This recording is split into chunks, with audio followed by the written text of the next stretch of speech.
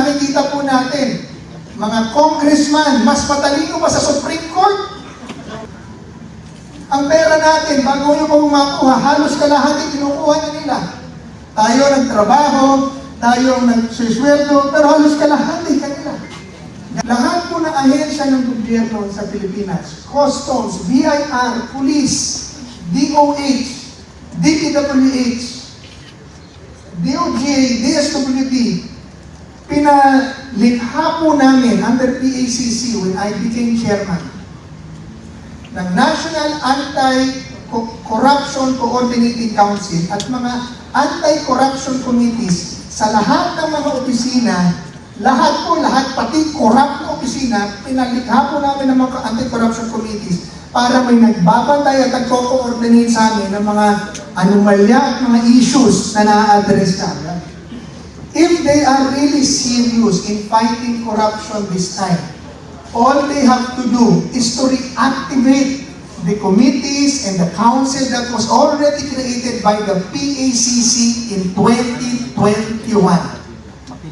Mag-conduct na ng lifestyle check sa lahat ng opisyal ng DPWH at mga congressman na involved sa controversial flood control projects.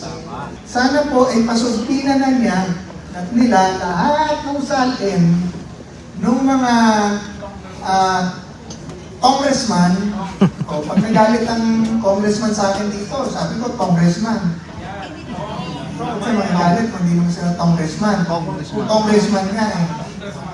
Kung magagalit, kung pasulpina nila lang congressman salin sa mga DPWH salin para makikita na natin kung gaano ba talaga ang in-increase ng yaman or din-increase ng yaman ng bawat isa. Ang lupa, bigay ng Diyos sa tao, hindi sa gobyerno. Ngayon, ito po ang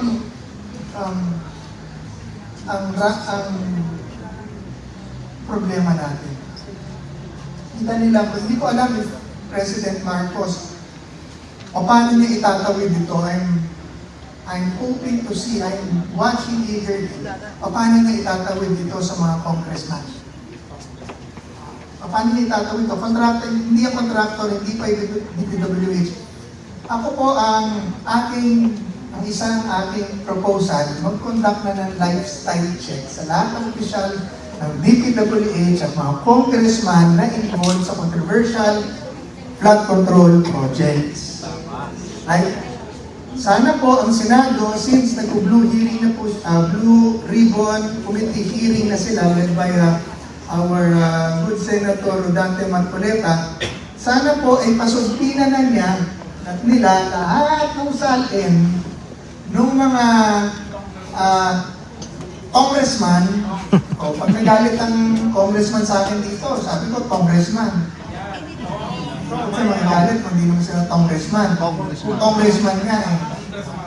Kung magagalit, kung pasulpina nila lang congressman salin sa mga DPWH salin para makikita na natin kung gaano ba talaga ang in-increase ng yaman or din-increase ng yaman ng bawat isa.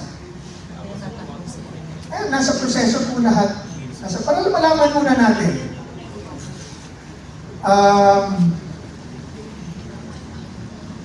Paano pa po? Lastly, ito na lang po ang gusto kong banggitin. Kailangan po talaga tayo ngayon magkaroon tayo ng concerted effort na biyakin ang sobrang kapangyarihan na naibigay po natin sa Presidente, sa Kongreso. Kasama po pong Kongreso, sama Senado doon, Kongreso, Police at Comelec at National Government. Dahil ang Kongreso at ang Presidente lang po dito ang may hawak ng lahat ng pera ng bansa at lahat ng kapangyarihan ng bansa na pagka nilang pinili itong abusuhin, wala po tayo lahat magawa. Pag pinili ng Comelec na hindi ka manalo, hindi mo na alam kung tamang boto na ibinigay sa'yo ni Miro. Hindi natin alam, wala tayo record. Pag pinili ng gobyerno at pinag-utos ng Pangulo na damputin ang kahit na sino sa atin ng pulis, gagawin ng pulis kahit walang waran, kahit presidente ka pa. Yung konsekwasyon na yan. Ang pera 1 trilyon na po ang winawaldas. Araw-araw na natin silang hinihiyak sa social media at media. Hindi pa rin nila tinitigilan dahil wala naman talaga tayo lahat magawa. Hindi po yan ang dahilan at ang pinakadahilan kung bakit natin itinatag ang ating saligang batas, ang bagong saligang batas noong 1987. Kaya natin itinatag ang ating saligang batas para biyakin ang sobrang kapangyarihan na nailagay natin sa presidente, ang kanyang ama noon. Ang problema natin, nung gawin natin yung saligang batas natin, yung pagkakabiyak, kulang po, napunta lamang sa mga senador, congressman, at mga politiko. So now, the 110 million Filipinos is ruled only by 2,000 politicians or 2 million politicians in government. Lahat ng pera at hawak na pati po lupa natin kanila, pati binili natin lupa, mabayaran pa natin sa kanila taon-taon ng milyar. Pag hindi mo binayaran yung lupang binili mo, kukunin nila sa'yo at bebenta sa iba. Paano naging sa gobyerno ang lupa? Wala pang gobyerno, may lupa na. Ang lupa, bigay ng Diyos sa tao, hindi sa gobyerno. Ang pera natin, bago nyo pa makuha, halos kalahati kinukuha na nila. Tayo nagtrabaho, tayo nagsisweldo, pero halos kalahati kanila. Gagawin po at barrel po nila. Ngayon, nakikita po natin, mga congressman, mas matalino pa sa Supreme Court. Mga abogado, nag-aaral ako ng abogado. Sorry. That is beyond their term and jurisdiction. Nagsalita na Supreme Court, kahit abogado ka, wala kang karapatan na mas marunong ka sa Supreme Court. Dapat nga po Disbarred. Parusahan, pinag-contempt ng Supreme Court. Ako, ibig sabihin, kung sasabihin po nila na the sole jurisdiction and power to impeach an impeachable officer lies with Congress, the same thing that the Supreme Court can say, the sole power to interpret the law lies within the Supreme Court. Hindi ko pwede sabihin mali ako. Ay, abogado ka. Lalo na abogado ka. Pero ngayon po, wala na po yun. Ibig sabihin, wala na hong batas na yun. Kailangan mo natin itulak ang konsepto na itinulak ni Ka-Minute Primited, sinalo ni Ka-Rodi Duterte, itinuro sa atin noong 2016 ang federalismo muli sa ating bansa. Pagka ginawa po natin yan, mabibigyan ang pera at kapangyarihan ng national government at lalakas po ang kapangyarihan ng local government para i-develop ang kanilang lugar. Dadami po ang trabaho sa Pilipino, dadami ang mga kumpanya na papasok, gaganda ang peace and order, mababawasan po ang korupsyon. So ang proposal ko po sa ating pamahalaan, na hindi niyo naman po ako dapat pansinin, pero gusto ko lang sabihin dahil kalayaan kong magsalita. Kung hindi natin mababago pa ang sistema ng pamahalaan ngayon, pero ngayon, budget season, budget month na po ngayon. Pwede nyo na pong biyakin ang pondo at ibigay sa local government at patakbuhin ang Economic Development Council mula po sa barangay yan.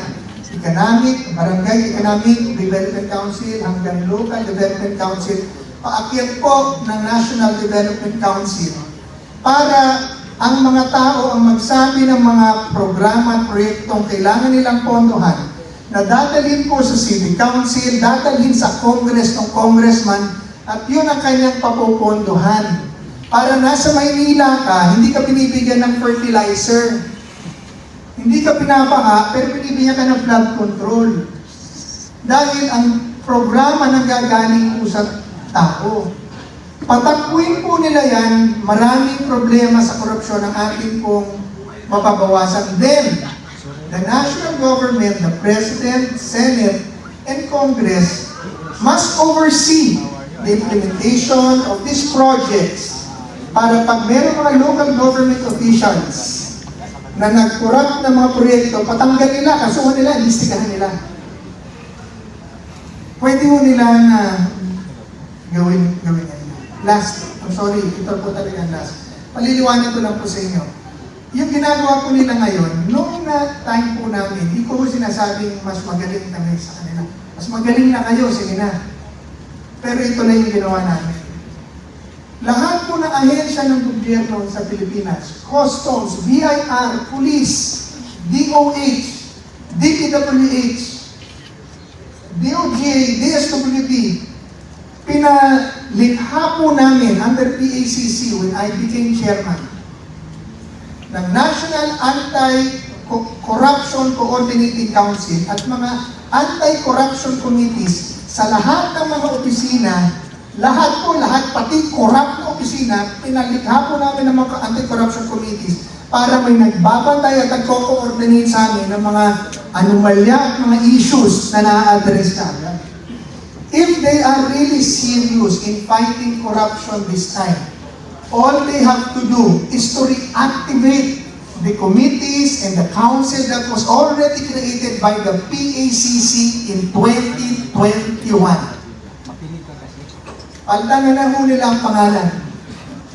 Gawin lang po nila yan. Ngayon, hindi mo si President Marcos, ikot ang ikot. Puro Bulacan naman ang ikot. Sabi ko, mahirap po for a president. I know he's doing this for the country, di ba? Para gumanda ang, okay, fine.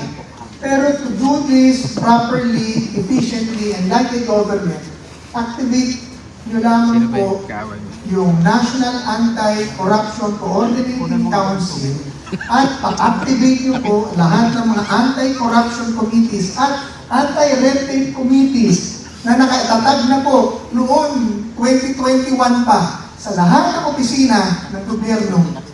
Makukuha nyo na po at kaagad.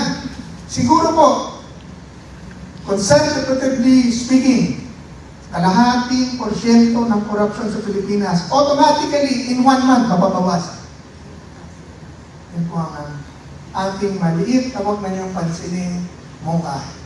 Thank you, Chairman Greco.